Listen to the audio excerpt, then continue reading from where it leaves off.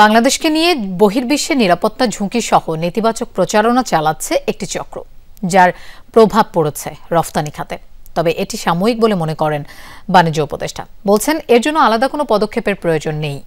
দুপুরে ইপিবি আয়োজিত global sourcing expo উদ্বোধন করেন বাণিজ্য উপদেষ্টা। অনুষ্ঠানে রফতানিমুখী খাতের চাপে পড়ার কারণ হিসেবে রাজনৈতিক অস্থিরতাকে দায়ী করেন বিকেএমই এর সভাপতি।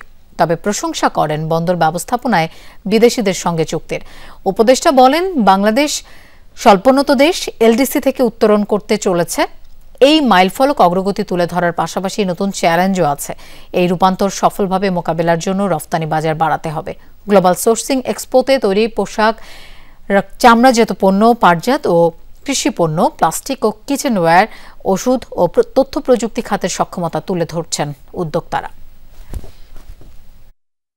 অনেক সময় তৃতীয় বিশ্বের দেশ সম্বন্ধে অনেক ধরনের অসত্য তথ্য বিভিন্ন মাধ্যমে ঘুরে বেড়ানোর ফলে এক ধরনের ভীতি সঞ্চারিত হয়।